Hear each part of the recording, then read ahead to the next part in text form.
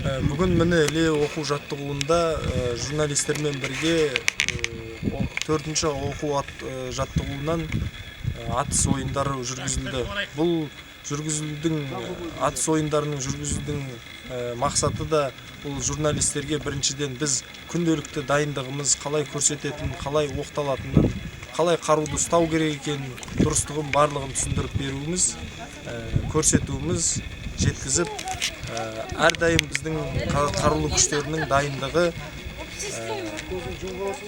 жогору деңгейде болуу. Жалпы дайындык дарежеси кандай көрсөткүчкө ээ болду бүгүнкү чарада? Бүгүнкү журналисттермен өткүзгөн жауынгерлик дайындыгы үйрөткөн инструкторлор жаңагы түгөлүн көрсөтүп, жакшы дәрежедегин жеткизип, нысанага тийгизип, 10-9 деген упайларга ээ болуп жатат. Өтө жакшы деген бага койгон. Эсимиңизди, кызметиңизди айтсаңыз. Кызметим батальон командири майор Жумадил Мыржа.